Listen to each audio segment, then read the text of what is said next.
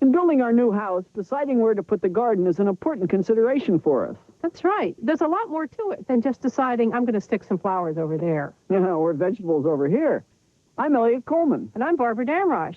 And if you'll stay with us for the next half hour, we'll give you some tips on where to put your gardens. On gardening naturally.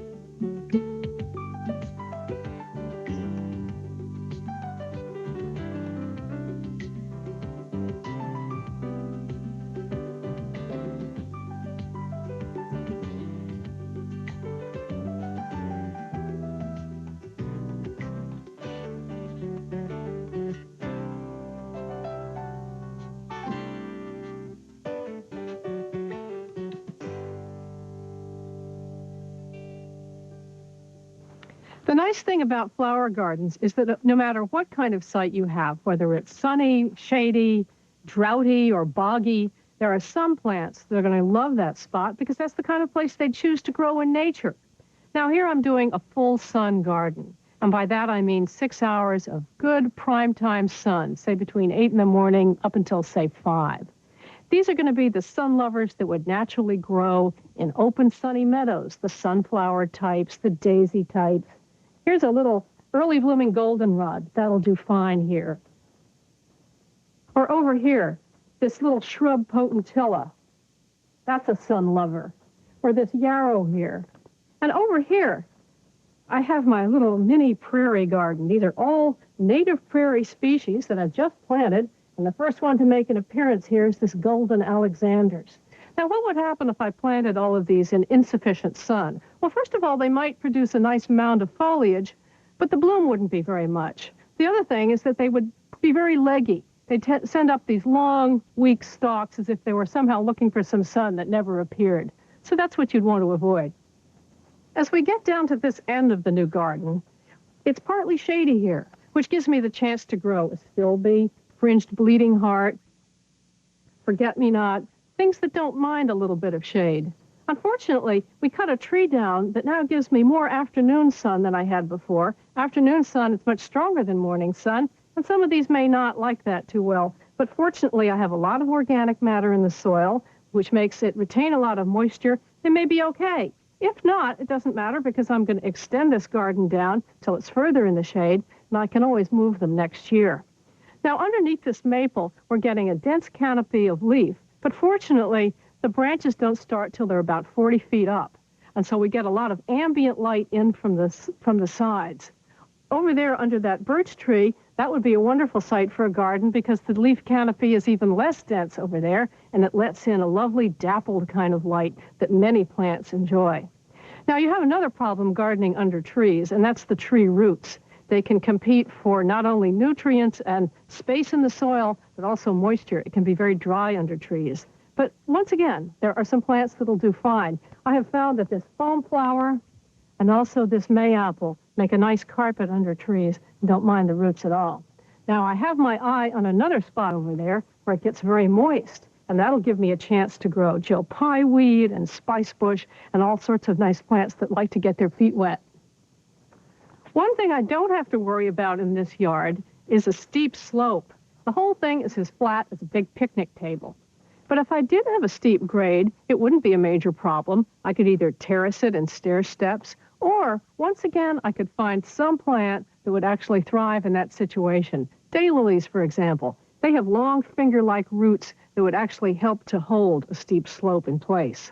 One thing I have thought about here, though, is good air circulation. When I grow plants like phlox or bee balm or especially roses, I have to worry about good air circulation to help keep them healthy. When you have air moving around them, they're less prone to leaf spot disease and powdery mildew, problems like that. So I planted a row of roses here. I wanted a fence for them to lean against and an arbor for them to climb on, but I kept them nice and open, so plenty of air can get through here and keep these plants healthy. I think they'll do just fine. But you know, there's some situations where I actually want a rigid barrier behind the plants for other reasons. This little flower garden in front of the house faces south, so it gets plenty of sun, and the house protects it from the north wind in the wintertime. It's also the first thing that warms up in the springtime because the house actually holds heat and causes it to get so warm. That's why I planted these crocuses here. You can see the foliage. Well, this was a mass of bright yellow very early in the spring before anything was blooming anywhere else. And it was a welcoming sight when we came in the front door. Now, this area also has a drawback because of the roof overhang and the fact that there's a balcony right over it. So rain never falls on this garden. Well, I chose to place it near a spigot so that I can remember to water it from time to time. But just in case I forget, again, I've chosen plants that don't mind this particular situation. So I've picked some drought-tolerant species, like this baby's breath, or this pearly everlasting, or that yarrow over there, just as added insurance in case I get forgetful.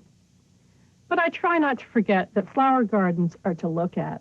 So part of where I put them depends on where they're going to look the prettiest. Now, the new garden I showed you over there is starting to unfold in shades of bright yellow. There's going to be more of that, and some oranges and some reds, all hot colors that are easy to see from a distance because it's way across the lawn. Now, this little garden is right close to the house. It's very intimate, and I can do softer shades that would be completely lost over there. The lavenders, colors like that. So this garden is where Eliot and I get to indulge our passion for blue. Now, if I were to plant these blue flowers in the new garden across the lawn, they really wouldn't make much of an impression because blue recedes visually. You really don't see it until you get up close to it. Oh, but this one is spectacular. This Veronica, what a beautiful color. Isn't that intense? This is Crater Lake blue. It's just starting to come into flower. I really love it. And notice how it's set off so nicely by the Artemisia. The colors really emphasize each other. Yeah, it brings out the blueness. I did the same thing over here. I made a mirror image of the same clump. This time, I used a snow in summer, the white accent, to bring out the blue. I think that worked nicely. I think it works beautifully. You ever notice that blue goes with almost everything? Now, over here, I planted a catmint. This one is called Six Hills Giant. Boy, it sure is giant, isn't it? And I let some little violas come up through it. Makes a nice combination. Yeah, they look like friends living together. Yeah, well, I did the same thing over here. I did another Six Hills Giant, and some coral bells are threading their way up through. Those are about to open all pink. Of all the flowers in here, though, the one I think is most spectacular is this perennial geranium. It has so many blossoms on it, it looks like one big flower. Yeah, isn't that amazing? It's called grandiflorum. It sure is grand. It's well named. Now, these are nice, Barbara. Yeah, I've been playing around with a lot of salvias. Like this one that's just opening up is called May Night. That's a hybrid kind, and it's going to have really dark purpley blue flowers. But that's just a wild blue salvia that I dug out of our neighbor's yard, and it's just taking over, and it's got these big galumpy plants with great big stalks, and I really like it. It's exuberant. You can tell a wild plant because it has vigor to it, much more so than this little hybridized model for the garden. No, it has vigor, but it's been obviously bred to be a compact plant. Yeah, and look at the bees on here. They love these flowers. Yeah, they really do. I really think this is our favorite garden. We spend so much time here. When we sit here, we're just in this circle of flowers with butterflies all around us. When I designed this garden, I thought about not only how it would feel to sit inside it, but how I would be viewing it. For instance, when I'm standing at the kitchen sink, I look out the kitchen window and I see it. When I'm sitting on the couch in the living room, I look out the window and I see it. And when I'm upstairs in the bedroom or on the balcony, I see the garden. Very often, this is the first thing I look out and see in the morning, and it doesn't make any difference whether it's a sunny day or a rainy day. What a nice way to start the day.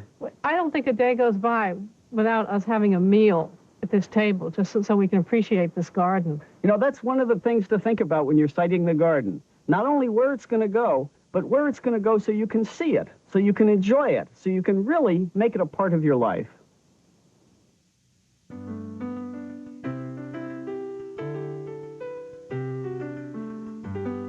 You're probably familiar with the tall garden phlox that you see all the time that blooms in mid to late summer. But you may not know this little phlox called Phlox divaricata, or wild blue phlox.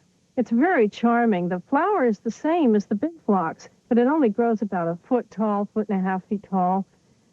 And it's much earlier than the big phlox. This is the end of May, and here it is blooming its head off.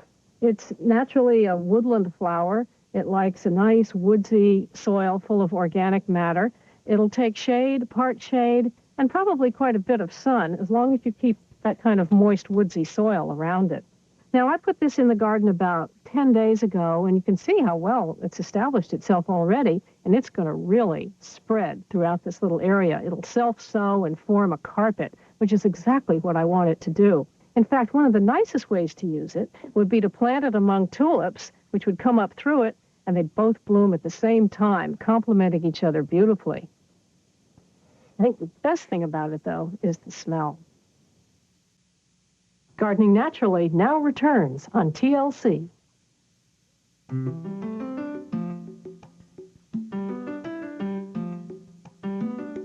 I'm a fan of straight rows in the garden. I always use a garden line to keep them straight. But you have to reel it up somehow, so I made a simple rig with a cleat attached to a stick.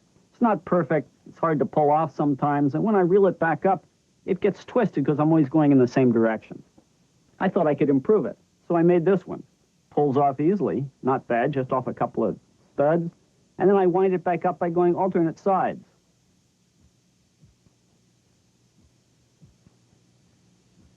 It works nicely, but it really isn't elegant. This is a store-bought model, works with a reel, and you can just reel the string back up, solves a lot of those problems. In fact, I know gardeners have taken old fishing reels and the end of an old fishing pole and made a really nice garden line. Well, I didn't have one around, so I put this together. Just a piece of wood, some washers in there, a little knob, and now I can twist it and reel things up very easily. Probably my best effort yet. I think my garden line is better. What's that? Why don't you come up and see my tomatoes sometime? It's really worth spending a little time choosing a site for the vegetable garden. Even if you're on a landscape like this, it really doesn't have many limitations. I had a choice of almost anywhere in an area as large as this, and the considerations I went through to choose this site were the most important ones. First, you need sun. And since the sun rises in the east and sets in the west, if the garden can face south, you're going to get the maximum amount of sun during the day. If the garden also is on a piece of land that slopes to the south, the sun will warm the soil up better. In fact, studies have shown that a garden on a 5% slope actually has the same solar climate as a garden that's 300 miles to the south. Now, if it's on a slope like that, another advantage is that the slope to the north of you will protect you from north winds, and so you're in a slightly sheltered location. That's also something to think about. Now we want to start thinking about soil. But before we get into soil type, that is whether it's clay or sandy, you want to think first about soil depth. So I came out here with a shovel, dug holes to make sure that I had a good 2 feet of depth here before I hit bedrock. In this area, it was no problem. But if the bedrock's only a foot down, your plants won't find enough root space to grow well. Now, I chose this site out of all the places I could be because this was a really nice soil, what's called a muck soil. It had been quite wet. And so that left me one consideration to think about when I put the garden here, and that's getting rid of the extra moisture. All I had to do was dig a ditch beneath it, and I was digging it anyway because I was putting a road in and I needed the drainage. That got the water out, plenty of root space, plenty of air for the roots, and an ideal situation. This really isn't a half-bad site. Slope to the south, plenty of sun coming in, wind protection on the north, a deep soil, and a fertile soil. Not every site is as ideal as this. Come on over to the house with me and I'll show you how we're dealing with a less perfect location. This is where Barbara and I are building a new house, and it's a real reality check for siting a vegetable garden. I don't have anywhere near the freedom I had in that field to put it wherever I might want. Well, the same concepts still apply. If I look at my compass, I know that south is there where the sun is coming from, and this wouldn't be a bad spot at all for the vegetable garden, but it's right in front of the house, and even someone who's as enthusiastic a vegetable gardener as I am knows that that's a better place for a flower garden. So I'm left with this side of the lawn, and I want to figure out how wide to make it, how long to make it, how far out here it can come. And the easiest way to decide that is to know what the sun is doing in relation to the trees that are to the south of me. And the easiest way to do that is to make a simple little gadget. made from a protractor, a string with a weight, and a little stick to sight along. Now, I went to the local library and I got some books on solar design, and I found out that in the latitude where we live, the summer sun is at about 75 degrees. So if I sight this at 75 degrees and look up along the stick, I can be sure that the sun at the height of summer is going to come over the top of that big tree and give me sun on the garden. Any further out and I'd have shade. Earlier in the year, when the sun's lower in the sky, it will have to come through this tree, but this is a deciduous tree. It will have lost its leaves, and before it gets leaves, the sun will be higher and I'll be all set. Now, as the season goes on, the sun gets lower and lower in the sky, the shadow line is going to be falling further and further along the garden. And I want to know where it's going to fall in winter, because I really like winter gardening, and I'd like to have a bunch of cold frames. Well, the spot for them is along the back side of the garden, and that same book in the library told me that the winter sun angle is at about 25 degrees here. So if I set this at 25 degrees and sight along it, I realize that the taller trees on the other side of the road that I can do nothing about won't cast shadow here even when the sun's at the depth in the sky, and my cold frames will get some sun. Now, another consideration I had to make here was the fact that this area was too low, too wet.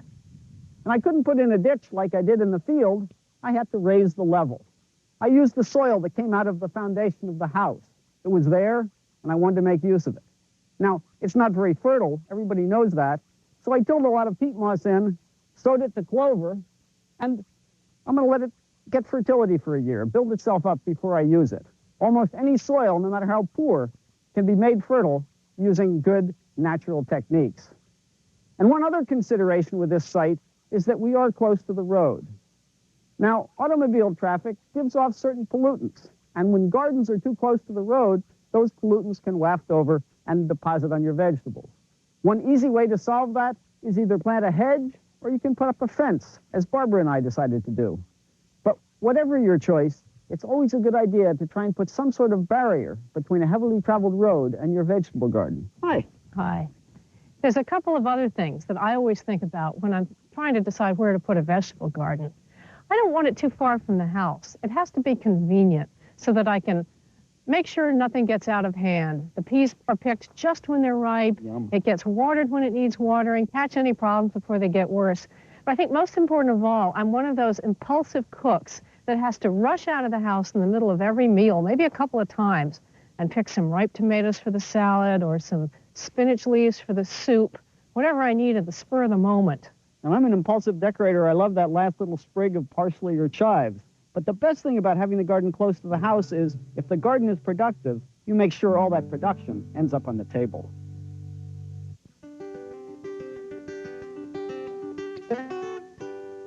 You know, peas are one of my favorite vegetables. Not only are they delicious, but they come early, and they're really fun to grow. Because even though they look small here, they're going to grow tall, and they're going to come all the way, in the case of these sugar snaps here, to the very top of this trellis, and that's 6.5 feet tall. A full wall of peas. This other variety is a lower grower, but what the heck, so there's a little extra space. But the important thing is to make a trellis that's strong enough to hold them. This is good solid wood, and with a material that's a nylon netting made for this. Now, the tendency with peas is to go out and plant them and then think about the trellis later. Well, you don't want to do that because I guarantee you, you'll forget it and won't get it in on time. So get the trellis in and plant the peas. Because if you don't, once these little tendrils start hooking together, you're going to do them a lot of damage trying to fit this in at a later date. The real key in this is to make sure that the netting is taut.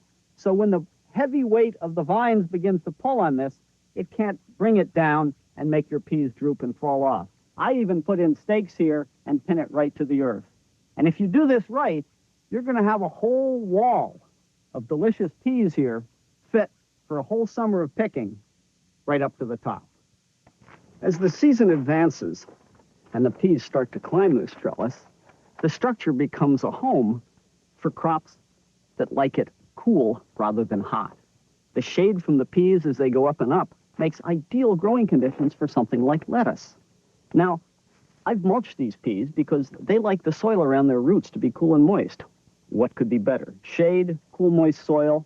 If I make a little hole in the mulch, dig a little soil aside, I won't bother the peas just doing this every foot or so, but the lettuce is going to love it. This is the type of growing condition the lettuce would have in the spring, and now I've figured out how to continue them on into the heat of the summer. When I'm siting the vegetable garden, I like to think about 4 keys. Plenty of sun, good drainage, wind protection if I can find it, but best of all, I want it close to the kitchen, and then all the produce will end up on the table. With a flower garden, it's even simpler because no matter where the garden is, you can find plants that are right for that spot. Just be sure to put them in the place where you're going to enjoy them the most. And so for now, goodbye and good gardening.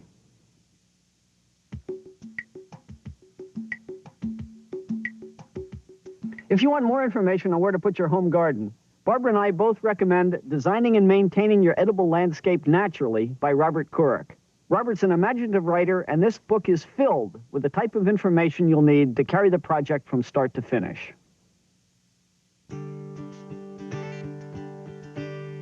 Next on TLC, doing something for your home can be easy, even fun. Check and see here on Homebodies. Then, add value to your home with some serious improvements. The Home Pro shows you how.